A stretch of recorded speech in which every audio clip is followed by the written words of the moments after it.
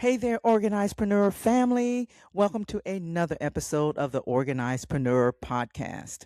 If you haven't noticed by now, I have been interviewing some very interesting people that I've known for a number of years, some that I've just met. And in this particular episode, I'm actually interviewing Maz Alexander, and you'll find out I'm the only one that can call her Maz. Is actually Maz Alexander, who is a mother, a mental wellness and transformational coach, a social worker, a speaker, an author, as well as a stand up comedian. You're going to love this episode. I'm super excited because Maz Alexander is a mental well being and transformational coach. She's also a social worker, mother, speaker, and author, and she's based in London. And so she supports busy professionals and caregivers to develop and maintain healthy boundaries so that they can implement the self care that they need to live a well balanced and authentic and fulfilled life. I'm so excited to introduce to you my friend Maz Alexander. Thank you, Maz, for joining me today. I'm so excited. Thank you so much for having me. I appreciate it. And so I know it's late in the evening. You're joining me from London, and so I really do want to respect your time. So we're going to get into it. Before we get into it, I don't know if you want to add something to your bio. If you do, please feel free to do that. Did I overlook anything? Because I already know how amazing you are, right? So, you can add a little bit more or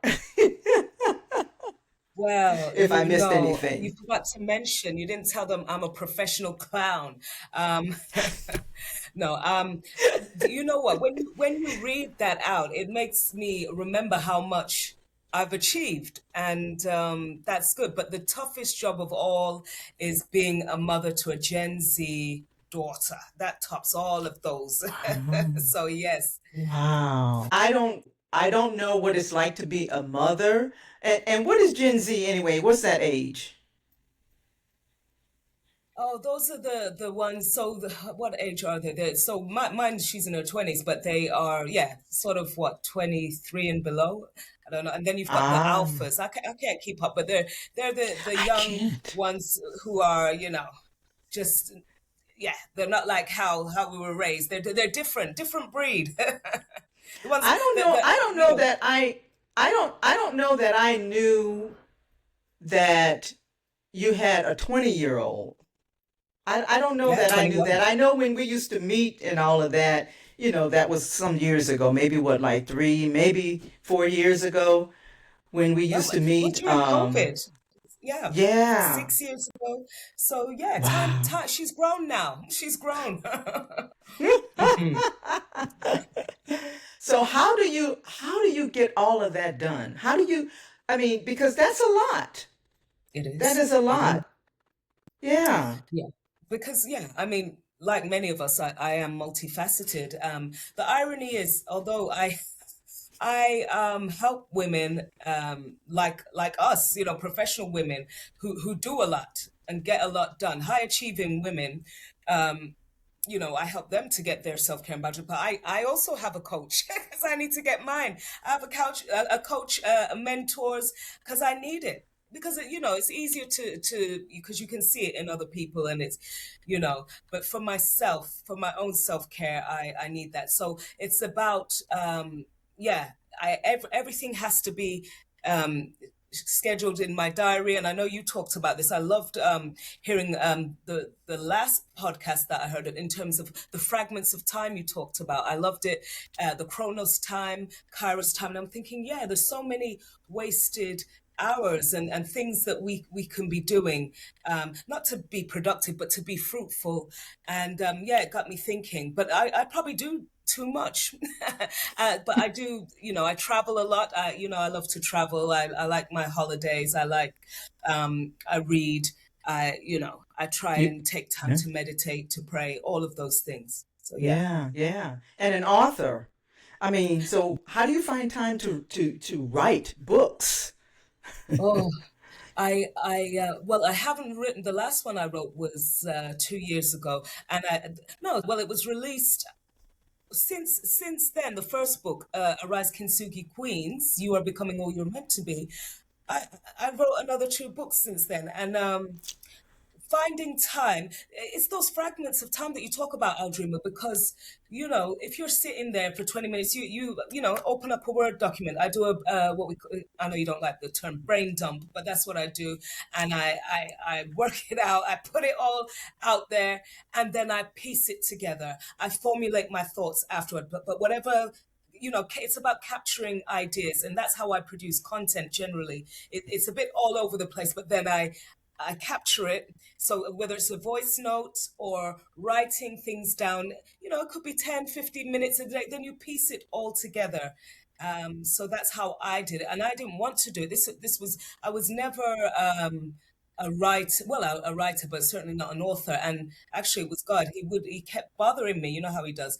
Kept bothering me. I'm like, I don't want to write no book. What are you talking about? And he's telling me, write the book, write it. And it was him actually, because I'm not really motivated to do things like that. And the second one I released very quickly, shortly afterwards. And he insisted. And I'm like, why? Leave me alone. Wouldn't let me sleep, wouldn't. So I had to do the thing. So, and here we are. I mean, I love it. Well, first of all, I thank you for listening to my episodes. And I'm glad that it was helpful for you. Yeah, when you talk up, when you mentioned brain dump, it was just something that I heard people say all the time, and I was like, I don't know if I like that word, so I'm going to change it to brain thought download. Okay, that'll Yes. be my words. Yeah. Yeah. So, but definitely, I get it, but I know that having to do all of the things because I remember when we used to meet, you were still working full time. Yeah, well, not in that respect. So that's why, in the social work aspect, yeah, I still practice because I keep my registration. So I still practice more part-time now. But yeah, I'm still uh, on that government assignment, but I'm working on my assignment. So, Right. it takes precedence. Yeah. No, I really, when I looked at your bio and I was looking at all of the things, that you do, I really don't know how you get it all done. I mean, I'm always amazed at, when mothers, whether single mothers or, married mothers, whatever, because it's raising children, it takes up a lot. And then, if you're doing that, you're working, you're trying to build a business, you're doing the things that God has called you to do, all that. And you got to find, figure out your rhythm and all that. So, yeah. So Mm. I definitely just, I salute people who are able to manage all of those compartments.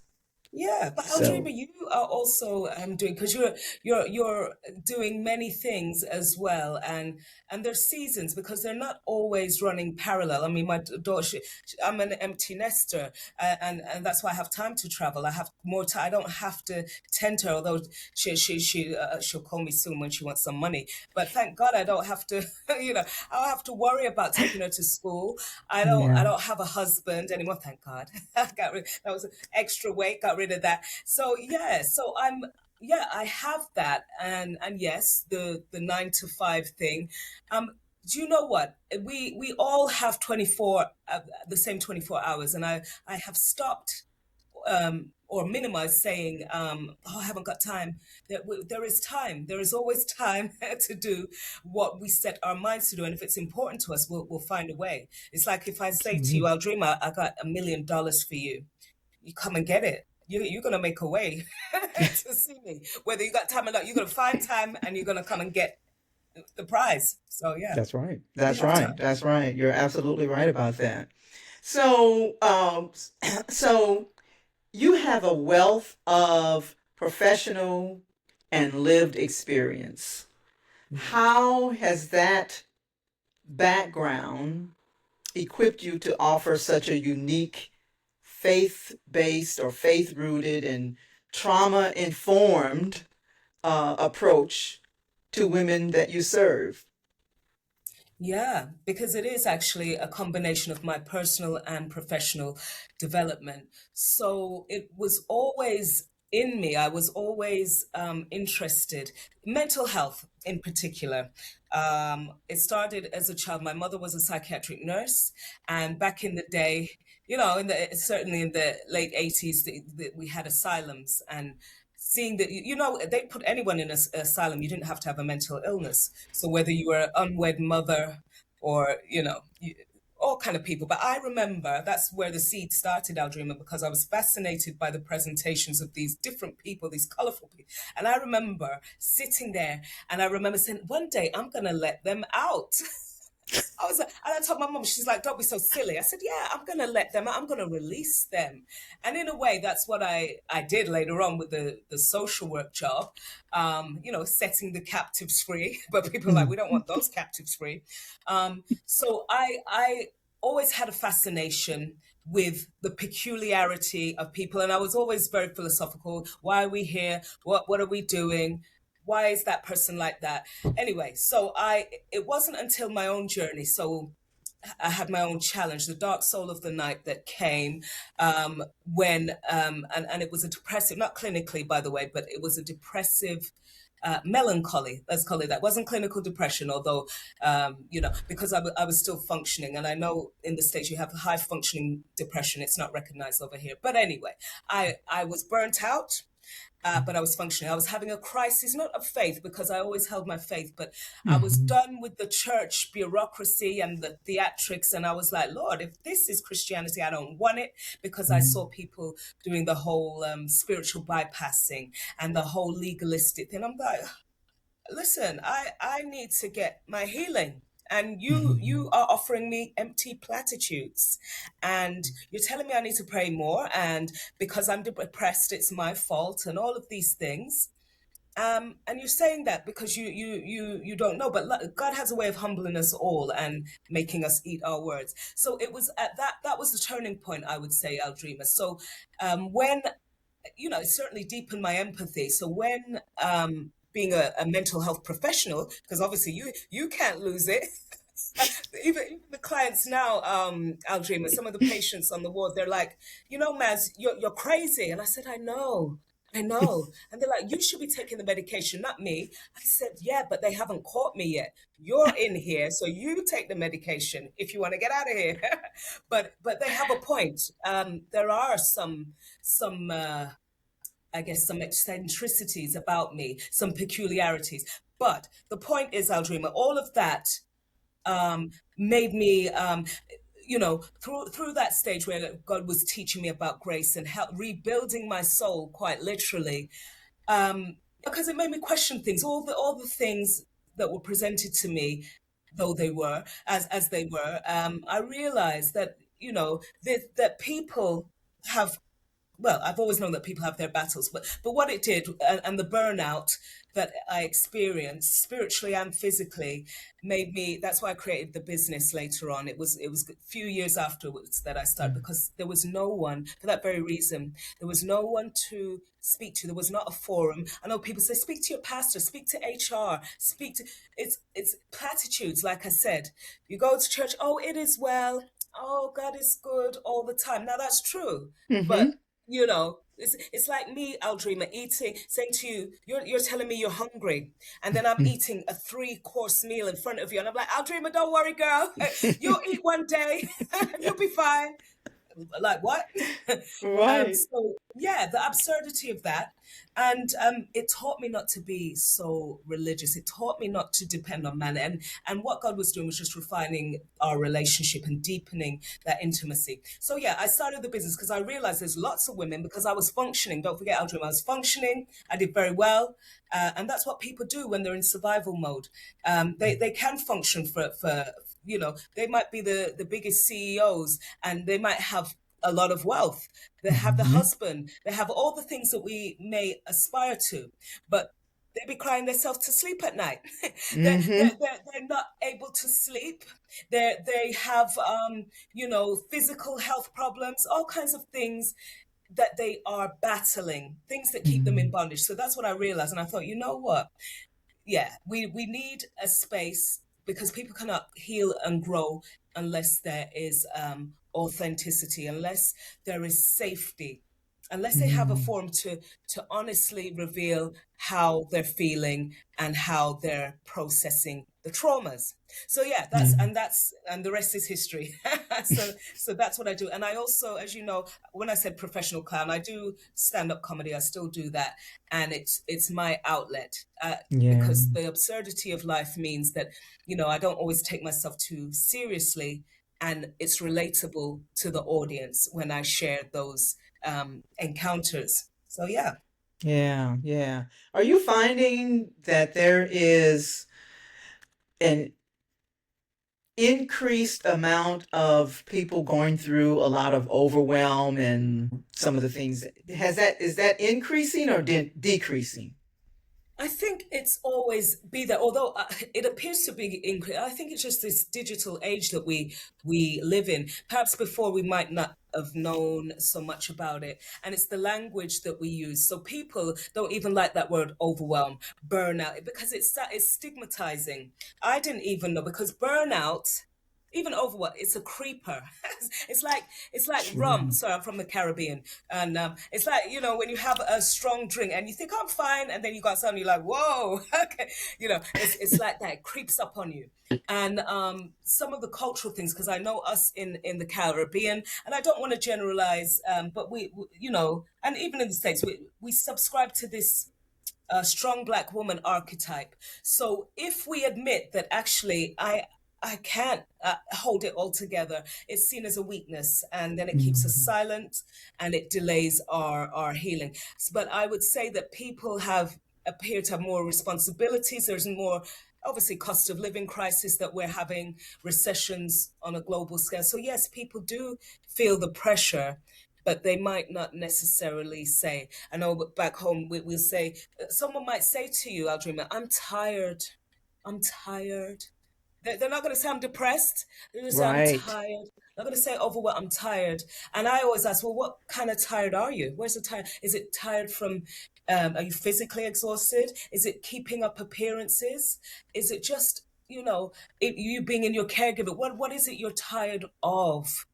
Because we have to. Mm. I remember before I experienced the burnout, I kept saying it. Even sometimes now, I'm tired, and I have to pause and think, what is it? What is causing? Because Mm. I'm not necessarily doing much. And burnout is not necessarily about having too much responsibility. You might not even be doing, but there's something that is overwhelming. Even the thought of things and that's why we procrastinate, and we can be avoidant because we just think, oh no, I don't want to face that. That's why many people, Aldrima, don't even, not that they don't want to heal, but they don't seek it because it's Mhm. hard work. Nobody wants to be Yeah. up in the therapist chair bawling their eyes out. Nobody wants to talk about what happened in 1993, and it's hard, and Yeah. it's messy, and it's Yeah. ugly. So Yeah. yeah. Yeah. Yeah. You're right about that. I mean, I went through a season about a year and a half ago. I went through a season myself of over. Well, I just call it what it was. I was overwhelmed. I was allowing myself to be overwhelmed by the things that were going on, Mhm. in in society, in this whole current situation that we're experiencing over here. Yeah, I hear you. and Yes. so and so I was allowing that to impact me in a very negative way. And I don't even think I realized it until one time. Well, it was actually more than one time. I started to experience. I was getting up early in the mornings, in the middle of the night. Actually, I was having heart palpitations. I was worried over things that I could do nothing about. Hmm. you know, Yeah. And so I had never been to a therapist before. And I told my husband, I was like, you know what? I need therapy. Mhm. Yeah. And We all do. so because there were things there was trauma there. There were triggers that were Mhm. causing me to react to certain things that I even thought they were I didn't realize that they were still there. But I Mhm. guess, if you never really deal with it, they're still there, even though you may not see it. It's just kind of like you sitting on a nail that is not, it's not bothering me. I'm best because I'm not moving. I'm just sitting here. So so, Yeah. but things were starting to really it was starting to affect my sleep, my health. I mean, all of that. And so I finally realized it's like, I'm going to get some therapy. I'm Mhm. going to lose some weight. Mhm. I started, I was starting to have high blood pressure, just all the things. And I was like, I don't want to Mhm. live like this. This is, no, no, I don't like this. So even before the scale was going up, the numbers on the scale. So my weight was going up. And I was like, no, no, no, I'm not going out like this. So I just made a decision to do something about it. And so, a year and a half, 2 years later, I'm walking every day. I'm doing something about it. I feel amazing. And I feel like now I'm I feel in the best health, that I've been in definitely a long time. So oh, yeah, it's amazing. but sometimes you Yeah. just don't even realize it's there. And and I came up in an era where it's like same thing as what you were saying. People like, oh, just pray about it, and no, honey, this is real, and this is right now what I'm feeling. Mhm. Yeah, I mean, I'm close to the Lord. I love the Lord too. Mhm. However, there are things, resources, people who are gifted in those areas that can help me. And so I need help. So I I love. thank you for what you do. I so appreciate. go ahead. What were you going to say? I'm just thinking, processing what you said because you made a decision. You had to give yourself permission to seek that Yeah. the help, the support, because you tried it Yeah. yourself, and what you were doing was not working for you. So I think Right. that vulnerability helped, and it just reminded me that we forget that we are God designed it. We're tripart beings, so we have this earthly, but we have a body, we have our soul, that's Yeah. our mind, will, and emotions, and Hmm.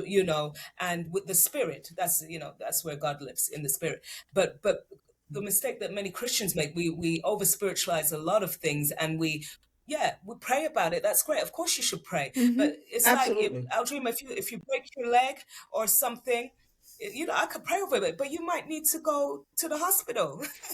If you Right. need a triple heart bypass, the pastor cannot perform that operation.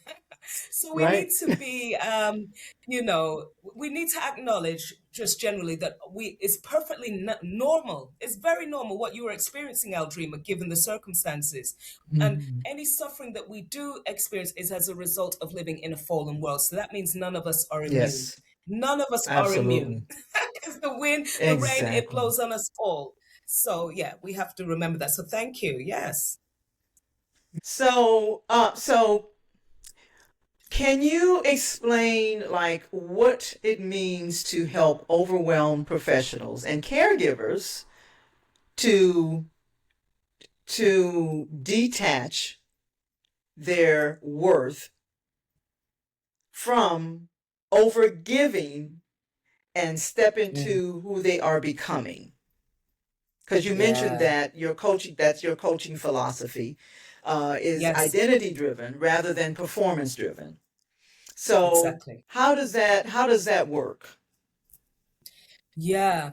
it's so, and the book touches on this arise kintsugi queen, so it is also based, it's kind of like a beauty for ashes kind of concept. But kintsugi, you may have seen when they where it's a Japanese art form, so when they break the pottery or whatever, rather than discard it, they use like gold material, gold glue, to put it back together again, and it creates something more beautiful. So really it's a metaphor for life about embracing our imperfections. So Mm. there is no need for, it's God's concept of grace for striving. Once we understand that, that's why it has to be identity driven, because actually people can, no matter how traumatized you are, you can achieve a certain amount, and we can achieve and achieve, but we're never really fulfilled. That was certainly my story. So a lot of the coaching I do is based on that identity work, because I realize, and it's not the people who you would expect. I mean, it's high, people even higher than me, people, they have the most insecurities, and I'm not just talking about a mild case of self-doubt. I mean, look at Michelle Obama, the likes of those who suffer with imposter syndrome and various other things, and you think, what? But you're so successful. It is those who need the most, because I guess it's harder when you have a certain level of responsibilities. As I say, new levels, new devils. So you need that self-care, because actually everyone's depending on you, and you it's hard for you to, especially if you're a caregiver. And when I say caregiver, I'm talking about whether you're a pastor, a parent, Mhm. whether you're looking after your elderly parents, Mhm. whoever you're giving care to, or or you're a doctor, nurse, whatever. Um, if you're giving, there is things, and there's no deposit going in, you're not gonna Mhm. get a return. So it's really Mhm. essential, just like you wouldn't drive the car without any gas. And people forget that. I know it sounds quite simple, of course, yeah, of course not, we know we need to look after ourselves, but we know it intellectually, but we're not, for some reason. And after all the years and well-being initiatives that we have in the workplace, in the congregations, why are so many of us still tired, burnt out, we're going off with stress? So clearly we Mhm. didn't get the memo. And I Yes. think it all begins with this concept. So your identity, if you don't see yourself as a provider, a giver, it depends, that, and that can disrupt even your relationship with God, with others. If Mm. you And I find this mainly, that's why my service is not exclusively for kingdom women, by the way. Um, and it's the kingdom women that sometimes struggle more than I the others agree. to get this, because they feel like they have to be like Martha. So they're busy with ministries, they're busy because these are all good things, and because they're good things, they think, well, why should I stop? But they're exhausted. It, The family, like, your kids don't see you. So yeah. it starts there, Aldrima, with, and it takes several weeks of the program before they get it, because um, people often think, well, that means, I think they think sometimes that, to have boundaries, and that is another essential component of self-care, they think it's selfish, so they don't allow themselves Mhm. that. No, I can't tell my family that. I can't tell that I'm going to be there for them at 2 o'clock in the morning. I'm going to do whatever it takes. I'm like, okay, now what happens when you get incapacitated? Who is going to do that? What is going to, so it's just about, a lot of it is about reframing, and giving permission, implementing those boundaries that you need, because Mhm. boundaries are actually for people who you want to maintain Mhm. relationships with. What are your Mhm. non-negotiables? Who can have access to you? Those Yeah. kind of things. So we do that, and yes, it is rooted in faith. And people are often surprised when we talk about scriptures as well. And yes, it is trauma informed. But when the Christian sisters are often like, "Oh, I didn't know," I'm like, "But you," it's like, how are you reading that? And Mhm. also, it's we have to undo the work. Many of us have a lot of false doctrines that were taught by Oh yeah. well-meaning people, but they Yeah. didn't serve us very, very well. And Yeah. actually, what they did was put a barrier between Yeah. us and God. So just like faulty software, that's what we have to unlearn, and then replace them with. Essentially, it's the transforming of the mind. Yes. Transforming of the mind, because we Yeah. all have knowledge, but we Yeah. need to be transformed. We need to have that revelation. You know, Aldrima, just like you can read a book or a section of the Bible, you read it before many times. You're like, oh, you're seeing it a new light. So yeah, Mm-hmm. that's what we do. But it's those secret thoughts, the gremlins in the head that many of us have. I still have them. And they tell me, even tonight, Aldrima, they were like, "Well, why are you going to talk to Aldrima? She don't want to hear what you got to say. Why don't you just go to bed?" and and it happens every time I'm on stage. Nobody wants to hear you. Why are you there? Why, look at you. That is So I'm like, there. "Shut up," Yeah. and I click on. I'm going on.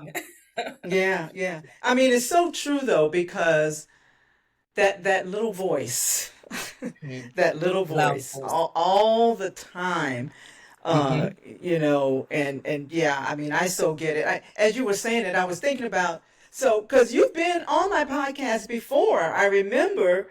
So Yeah, I think long it time. was that may have been what, 3 years ago or something like that. I Or don't I more. don't Yeah. remember, but I and we had talked about a lot of stuff. At the time, I had not gone through what I have gone through this in the past couple of years, and what I went through was something that I had not heard of before, but it was I think it's called like age um stage of life something or something. It's like when you go through. I, I was struggling with the aging process. That's what I Hmm. was struggling with. There were things that Right. my body was doing, and some of it not necessarily related to age, but just things that I had not ever faced before, and Yeah. and so it, stage of life therapy is something, I think that's what it was called. Now this was with actually with an LPC, and so which I know that's not what you're saying that that you are anything like that, but they're so closely related. Do people get that mixed up sometimes when they come to you? In terms of getting the stage, sorry, just say that last bit again, Aldrima. I said, I know I said a whole bunch of stuff, didn't I? But Yeah, yeah, I yeah. was saying, do people get that mixed up when they come to you thinking that you're going to be providing therapy to them Oh, yes. versus life coaching? Everything that I said was a word salad, by the way. So just No, no, I heard that. Yeah, I just missed the last few words. No, yeah, okay, you're quite right, and that's why they do. They still do, despite that's why in the beginning contracting is important. So now, sorry, it's going dark here, so I'm gonna have to switch the light on. The okay. colors draining from me. I see it. Um, yeah, I tell them first off, I am not Jesus. I do not do miracles. First of all, I am, I specialize in mental well-being. Here are my credentials, and I'm not your therapist. This is how it's different. So I give them all the blurb in the emails when they after they have the discovery call, or even before sometimes, because and sometimes they're thinking, no, I'm not your friend, no, I'm not any of those things, and this is very future focused, and we're going to be looking at we can touch on maybe your adverse childhood experiences, but we're not going to stay there because this is not what that is. We Right. need to get from A to B. So I'll hear you, but we're not going to do that every week. We're not going to do, and you pay, you can waste your money if you want to, but this is your goals, and this is where Mhm. I have a duty of care to get you there. So yeah, I make that very clear. And people, I think, and that's why many of my clients are in the US and Canada, because you've understood that, and the coaching industry has been thriving for a Mhm. lot longer. In the UK, so I think of course they have a concept of what it is, but they're less likely because they're like, oh, what are you coaching? What, are you an athlete? I know, but they feel like, well, if I got problems, I'll talk to my husband or my friend. I'm like, okay, that you do that. That's not the kind of person for me. I know, just like you, we all have those turning points, those transitions in life that make us think like, oh, I don't want to stay here. I need some help. It's like me when I was I know you guys do pounds, but anyway, I was 8 stone heavier. That's like a whole person. When I thought Mm-hmm. I looked like Beyonce at the time, I didn't know I was so heavy. I didn't know. Yeah, And other okay. people would tell me, but you know, when you can't see yourself, you have blind spots. And I said, "Oh, I'll lose the like any addict says, I can stop smoking when I want to. I can stop drinking." And they're the last person in the room to know that you drunk and it's a so I was like that for a while. And then accountability, that's why we need each other, right? Iron sharpens Yeah. iron. So when I joined all these groups and things, and apart from the shame of, I thought every week that they weighing me, I don't want them to see that I haven't lost anything. So anyway, that's the journey. But yeah, it's the same with this healing work. So some people are not suitable for me, Aldrima, and I'm sure you've had that. That's why I love those discovery calls. It's a bit like like a dating meeting, and Yes. we're like, yeah, you're not for me. And I Right? can't help you. Right. I say that, Right. Aldrima, because one time I had a lady, and despite me giving her all the emails, she was a Christian lady as well. She's asking me, she asking me to do an exorcism, and I'm like, I don't do no exorcism. You need to go and talk to your pastor. But she was like, they're bothering me, and I was way out of my depth. I was like, no, no, no, we're not gonna we're not gonna do any Wow. coaching because you have some other things that you're dealing with, Yeah. and that's a serious spiritual warfare that I am not equipped to deal with. Please go back to your Yeah. pastor. Right. So yeah, yeah, you have that Yeah. sort. Like please and thank you. Exactly. Yeah. So you are currently promoting your books and your brand new one-on-one coaching program focused on boundaries and stewardship. Yes. So, how do these resources specifically help midlife women implement the self care that they need to live balanced and authentic lives?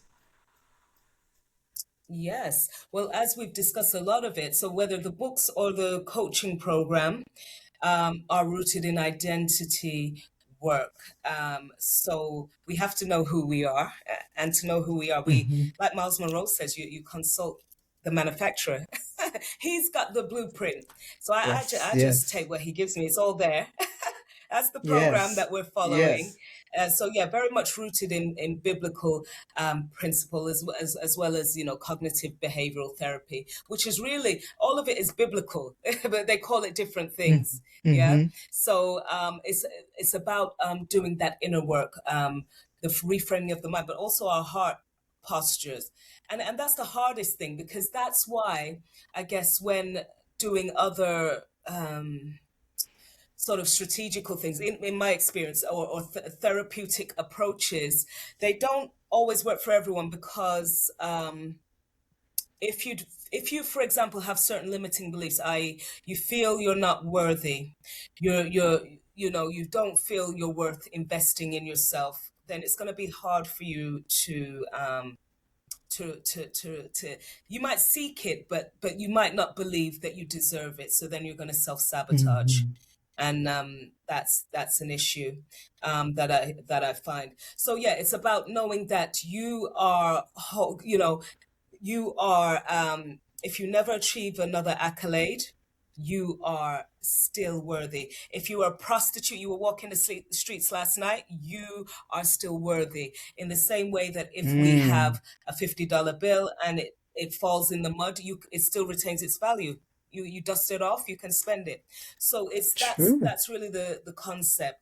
And mainly midlife women, because um, that, like you said, those transitions, and I'm not just talking about midlife crisis or any existential crisis, but there are certain things that happen to us, um, after, it may be, we've lost some loved ones, after, job redundancy. I mean, COVID, for example, made us have to look and review our lives Yeah. and our relationships. Yeah. So that's why I prefer to work with this group of women. And like I say, mostly kingdom women, but not Mm-hmm. all. And again, Not it's exclusive. helping Yeah. you.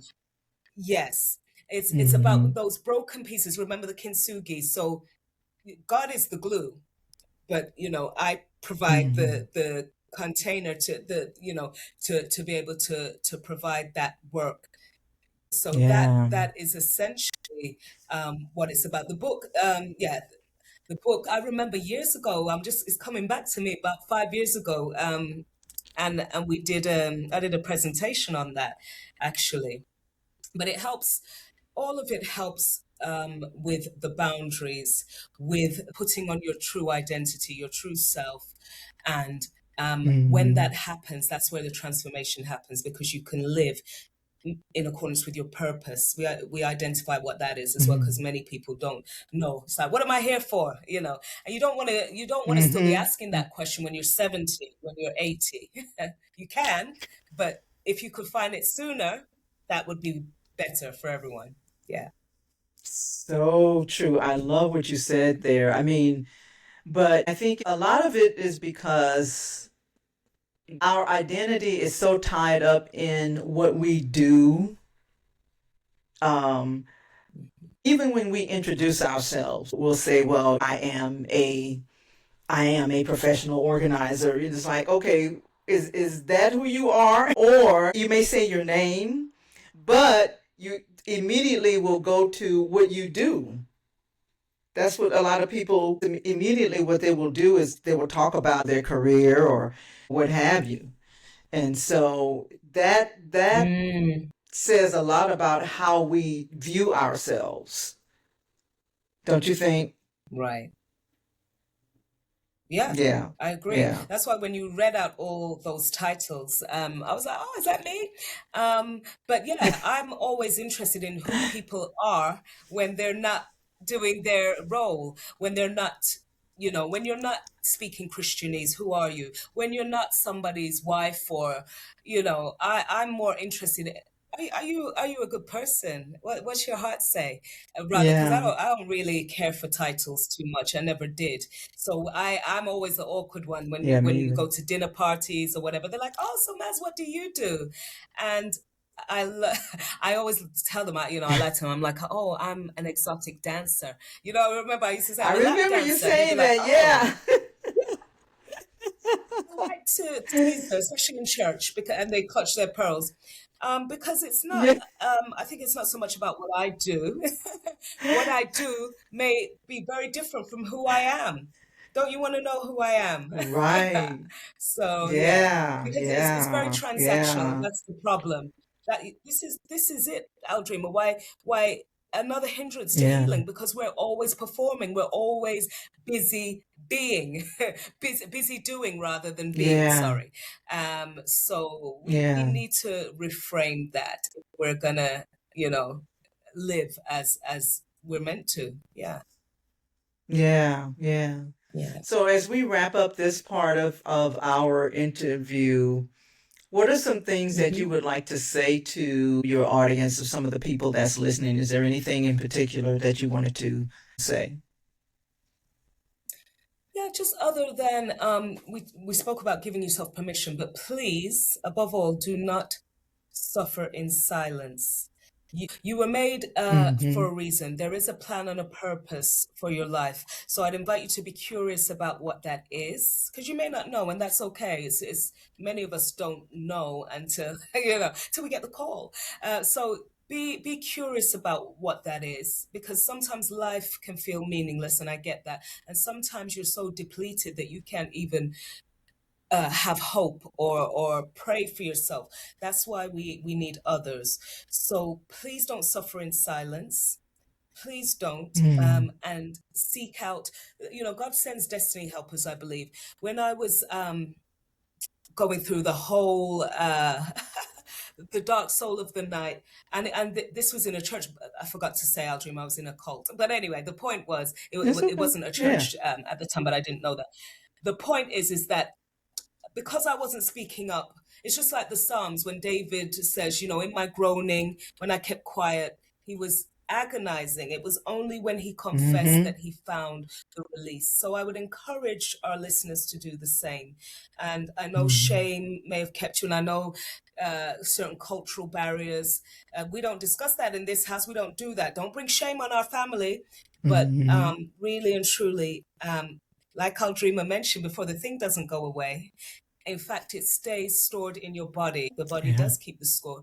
And it's just like you think you've deleted things on your computer and you're like, what? They're still there. Yeah, it's Yeah. still there, and it will remain there until you press it. So please do not suffer in silence. And there is a brighter, I know that sounds a bit cliche, but there is a brighter future waiting if you are curious enough to seek it. Thank you. Absolutely. Absolutely. So I know, okay, so you got your one-on-one coaching program and you got your books and everything. So, and when is uh, your next comedy gig? It's actually in a couple of weeks. So these are just so it's whoever books me, whoever wants to be entertained by this clown. So yeah, I do like pubs and clubs, theaters up and down the country. So I never know when the next one's going to be, but I do know that there's one coming up in 2 weeks, and I just got back from Serbia actually, and that was a culture shock, but yeah, very international comedy, and I learned, Aldrima, that actually this is the universal language. People want to laugh again. Mhm. People, and Yes. laughter is the best medicine. So yeah, Yeah. thank you. Absolutely. Yeah. Yeah.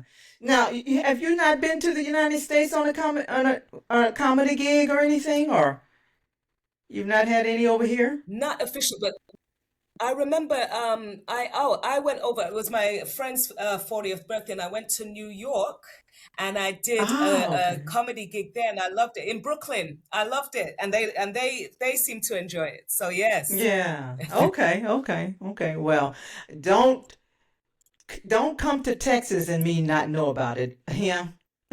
Oh, okay, yeah. And if I come to I Texas, you've know, got to right? feed me. Coming for the I food. know, right? Yes. Exactly. Right. Yes. Well, Maz, it is always a pleasure talking to you. Always enlightening. You always bring so much value, so much joy. And I know it's been a minute since we've even chatted, but I see you online and things like that. I'm like, oh, there's Maz. And so, but I want people to reach out to you. Your information will be in the show notes. But is there like what is your website? Even though it's going to be on the show notes, I still like for people to say the best way to reach out to you. Yeah, I mean, I'm across. Yeah, I mean, you could Google my name, Maz Alexander, but Instagram. I'm on LinkedIn as Maz Alexander, but Instagram, if you want content and you want to see the kind of work I do, so that's Maz Transformational Coaching on Instagram, and Okay. yeah, feel free to connect. Yeah. All right, all right. Well, listen, everyone, I want to thank you for joining us on this episode. And again, if you want to reach out to Maz, make sure that you click on the links that are in the show notes and connect with her. Follow her on Instagram, LinkedIn. Those are her socials, and she might even do a little comedy gig on one of those platforms. Who knows? Who knows? Because you never know with Maz. I can tell you that. So, Maz, I definitely want to thank you for joining me on this episode. And it's like, again, I always say, such a pleasure talking to you. And we'll definitely have to do it. Let's not wait so long next time. I don't know Yes. why it's been so long since we talked. I don't know. You've been avoiding me, I think. Oh, Yeah. is it?